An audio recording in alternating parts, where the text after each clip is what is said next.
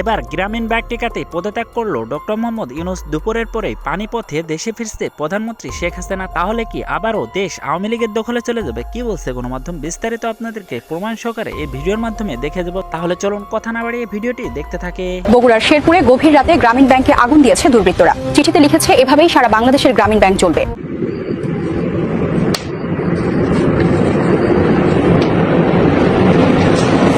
এক অদ্ভুত ঘটনা ঘটে গেছে। গেল কয়েকদিনের যে ডেটাবেস, সেখানে গ্রামীণ ব্যাংকের যে সার্বিক অবস্থা বা এইটার পিছনে এই মুহূর্তে সবচেয়ে বড় শত্রু কারা? কোথাও না কোথাও পাবলিক পারসেপশন থেকে এটা আসে যে আওয়ামী লীগ, যুবলীগ বা যারা আওয়ামী রাজনীতির সাথে জড়িত। তবে তাদের কিন্তু মহিলা উইংও আছে, অনেকে হয়তো ভুলে গেছেন। আওয়ামী লীগ সভানেত্রী শেখ হাসিনার বিরুদ্ধে আন্তর্জাতিক অপরাধ ট্রাইব্যুনাল একটি অবৈধ অধ্যাদেশের বলে অবৈধ বিচার প্রক্রিয়ায় ফাঁসির রায় দিয়েছে। অ্যামনেস্টি ইন্টারন্যাশনাল, আটলান্টিক কাউন্সিলও যে রায়কে বলছে নাইদার ফেয়ার নট জাস্ট, বা স্বচ্ছ নয়, ন্যায় বিচার তো নয়। অবশেষে সেনা প্রধানের কাছে ক্ষমতা হস্তান্তর করে পদত্যাগের ঘোষণা দিল অন্তর্বর্তীকালীন সরকারের প্রধান উপদেষ্টা ডক্টর ইউনূস। নানান সমালোচনার মুখে পড়েন অন্তর্বর্তীকালীন সরকার। সেনা প্রধানের সাথে জরুরি বৈঠকের শেষে পদত্যাগের ঘোষণা দেন তিনি। এবার গ্রামীণ ব্যাংক ঠেকাতে পদত্যাগ করলেন ডক্টর মোহাম্মদ ইউনূস। দুপুরের পরে পানিপথে দেশে ফিরছে প্রধানমন্ত্রী শেখ হাসিনা। তাহলে কি আবারও দেশ আওয়ামী লীগের দখলে চলে যাবে? কি বলছে গণমাধ্যম? বিস্তারিত থাকছে পুরো ভিডিও জুড়ে, তাই না টেনে সম্পূর্ণ ভিডিওটা দেখে যাবেন। তার আগে একটা কথা বলে রাখি, আপনি যদি এই চ্যানেলে এখনো নতুন হয়ে থাকেন তাহলে অবশ্যই চ্যানেলটাকে সাবস্ক্রাইব করে আমাদের সাথে থাকবেন, যাতে করে এমন নতুন নতুন আপডেট নিউজ সবার আগে আপনাদের হাতে পৌঁছে দিতে পারি। তাহলে চলুন ভিডিওটি দেখতে থাকে। বগুড়ার শেরপুরে গভীর রাতে গ্রামীণ ব্যাংকে আগুন দিয়েছে দুর্বৃত্তরা। চিঠিতে লিখেছে, এভাবেই সারা বাংলাদেশের গ্রামীণ ব্যাংক চলবে।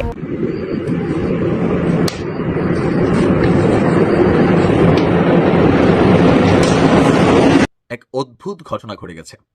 গেল কয়েকদিনের যে ডেটাবেস, সেখানে গ্রামীণ ব্যাংকের যে সার্বিক অবস্থা বা এইটার পিছনে এই মুহূর্তে সবচেয়ে বড় শত্রু কারা? কোথাও না কোথাও পাবলিক পারসেপশন থেকে এটা আসে যে আওয়ামী লীগ, যুবলীগ বা যারা আওয়ামী রাজনীতির সাথে জড়িত। তবে তাদের কিন্তু মহিলা উইংও আছে, অনেকে হয়তো ভুলে গেছেন। এখন সারা বাংলাদেশে যেখানে যে ঘটনা ঘটতেছে, দুর্বৃত্ত বললেও বিভিন্ন সময় এখানে অভিযোগ করা হচ্ছে যে আওয়ামী লীগের নেতাকর্মীরা, কারণ তারা আবার ফেসবুকে লিখে যে সবগুলোর জয় বাংলা করে দেওয়া হবে, আবু সাইদ করে দেওয়া হবে। তো টানা আজকে বগুড়াতে যে ঘটনা ঘটছে, এই যাবৎকালীন ঘটা গ্রামীণ ব্যাংকের ঘটনাগুলোর সাথে এটা টোটালি ডিফারেন্ট একটা ঘটনা। কারণ এখানে মহিলা লীগের নেতাকর্মীরাই মাঠে নামছে, এমনটাই কমেন্টে যদি আপনি দেখেন এরকমই দেখা যাচ্ছে। ঘটনাটা কি করছে দেখেন। বগুড়ার ধুনটে মথুরাপুর ইউনিয়ন যে এলাকা আছে, কারা কারা আছেন একটু কমেন্টে লিখবেন। সেই ইউনিয়নে গ্রামীণ ব্যাংকের যে শাখা আছে, সেই কার্যালয়ের ফটক থেকে মানে দরজা থেকে 3টি তাজা ককটেল উদ্ধার করা হয়েছে। তো ককটেলগুলো কিভাবে দেখেন, তাজা ককটেল কোথায় রাখছে? ইউনিয়নের পীরহাটি গ্রামের মথুরাপুর চান্দাইকোনা, কারা কারা আছেন ওই এলাকার সড়কের পাশে গ্রামীণ ব্যাংকের একটা কার্যালয় আছে আপনাদের এলাকায়। পুলিশের ধারণা যে ককটেলগুলোকে বিস্ফোরণ ঘটিয়ে জনমনে আতঙ্ক তৈরি করতে এই ধরনের ঘটনা ঘটানো হয়েছে। দরজার মধ্যে ঝুলাই গেছে, ককটেল বিস্ফোরণ করবে, পুরো শাখা উইরা যাবে, আর এখান থেকে একটা টেনশন তৈরি হবে। গ্রামীণ ব্যাংকের শাখার মথুরাপুরের যিনি ম্যানেজার আছেন, তিনি বলছেন মঙ্গলবার দুপুরের দিকে বোরকা পরা 2 নারী গ্রাহক সেজে অন্য সদস্যদের সঙ্গে ব্যাংকে আসেন। কর্মকর্তারা অফিসের ভেতরে কাজে ব্যস্ত থাকার সুযোগ বুঝে ব্যাংকের মূল দরজাতে একটি লাল রঙের শপিং ব্যাগ ঝুলিয়ে রেখে চলে যায়। আমরা যেমন কি বলা যায় যে ডোরের সামনে লাগে না, টুংটাং আওয়াজ হয়, ওই রকমই। কিছু সময় পর যারা ব্যাংকের কর্মকর্তা আছে, তাদের নজরে পড়ে যে এখানে একটা লাল ব্যাগ ঝুলে আছে। তখন ওই ব্যাগ খুলে তার ভেতর থেকে লাল রঙের স্কচ টেপ পেঁচানো অবস্থায় 3টি তাজা ককটেল উদ্ধার করা হয়।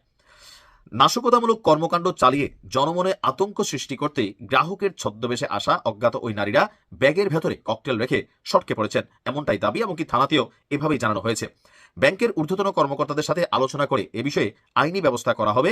ব্যাংকের কার্যক্রম অন্যান্য দিনের মতোই চলছে। পুলিশ বলছে যে ইনভেস্টিগেশন চলছে, তবে ধারণা করা হচ্ছে যে এটা গ্রামীণ ব্যাংকে যারা পছন্দ করছেন না এই মুহূর্তে, তারাই হয়তো এই কাজটা করছে।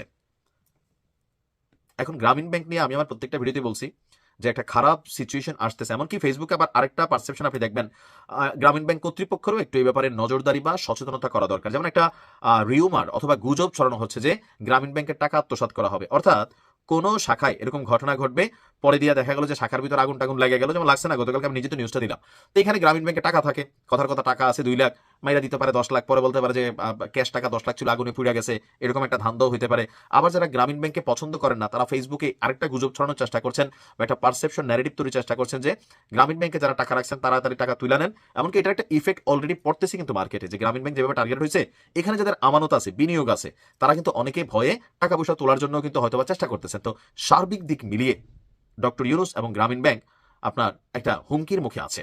সরকারে থাকা অবস্থায় এটা, আর এটা আপনি চাইলেই কিন্তু খুব সহজে সমাধান করতে পারবেন না, কারণ গ্রামীণ ব্যাংকে সাধারণ মানুষই ঢুকে। এখন যেটা হইতে পারে তল্লাশি, তো গ্রামীণ ব্যাংক যদি মনে করে তাদের 15-20 হাজার শাখা আছে বা সামহাও সেখানে তারা তল্লাশি চালাবে, তাহলে তাদের আরো খরচ কতটুকু বাড়বে, মেশিনারিজ বাড়বে। আবার যে তল্লাশি করে তার উপরে তাই না ককটেল মেরা দিতে পারে, পরে দেখা যাবে তল্লাশি করার লোকই খুঁজে পাওয়া যাচ্ছে না। তো সবকিছু মিলিয়ে যা হচ্ছে এটা আসলে কল্যাণকর না। ডক্টর ইউনূসের সাথে রাগ থাকতে পারে, কিন্তু গ্রামীণ ব্যাংকে টাচ করা উচিত না। বঙ্গবন্ধুর সাথে রাগ থাকতে পারে, ধানমন্ডি 32 আপনার টাচ করা উচিত না। আওয়ামী লীগের কোনো এমপির প্রতি আপনার রাগ থাকতে পারে, মামলার আসামি করতে পারেন, কিন্তু তার বাড়িঘর প্রতিষ্ঠানে হাত দেওয়া উচিত না। এগুলো কিন্তু একটা আরেকটার সাথে গাথা। দর্শক, এই ভিডিওটা আপনাদের কাছে কেমন লাগলো? যদি বিন্দু পরিমাণ ভালো লেগে থাকে তাহলে অবশ্যই চ্যানেলটাকে সাবস্ক্রাইব করে আমাদের সাথেই থাকবেন, যাতে করে এমন নতুন নতুন আপডেট নিউজ সবার আগে আপনাদের হাতে পৌঁছে দিতে পারি। তাহলে সবাই ভালো থাকবেন, সুস্থ থাকবেন। দেখা হচ্ছে পরবর্তী কোনো আপডেট নিউজ নিয়ে।